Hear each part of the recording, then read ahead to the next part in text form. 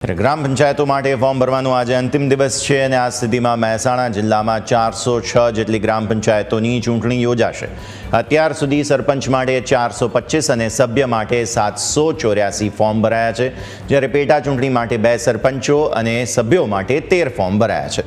22 જૂને મતદાન યોજાવાનું છે, 25 જૂને પરિણામ જાહેર થવાના છે, ત્યારે સૌ કોઈ અત્યારે ઉત્કંઠા વ્યક્ત કરી રહ્યા છે।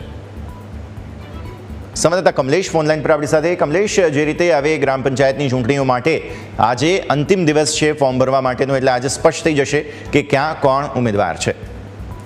મહેસાણા જિલ્લાની વાત કરવામાં આવે તો મહેસાણા જિલ્લામાં 406 ગ્રામ પંચાયતની ચૂંટણી યોજાવાની છે, જેમાં અત્યાર સુધી 425 સરપંચ પદ માટે અને સભ્ય પદ માટે 784 ફોર્મ ભરવામાં આવ્યા છે, જ્યારે પેટા ચૂંટણી માટે 2 સરપંચ પદ માટે અને 13 સભ્યો ફોર્મ જે છે સભ્ય પદ માટે ભરવામાં આવ્યા છે।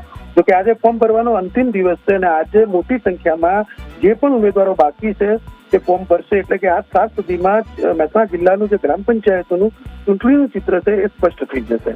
11 તારીખે ફોર્મ પરત ખેંચવાનો અંતિમ દિવસ છે, એટલે કે જે ગ્રામ પંચાયતો ગ્રામ્ય સ્તરે સમરસ કરવાનો પણ પ્રયાસ થયો છે, પરંતુ મહેસાણા જિલ્લામાં મહદઅંશે ગ્રામ પંચાયતોને સમરસ કરવામાં સફળતા પૂરતા પ્રમાણમાં મળી નથી। મહેસાણા તાલુકામાં સૌથી વધુ ગ્રામ પંચાયત સમરસ થઈ છે।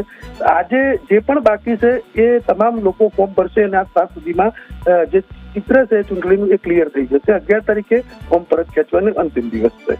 જી, ખૂબ ખૂબ આભાર કમલેશ આપનો અમારા સાથે જોડાવા માટે અને આ સમગ્ર વિગતો માટે।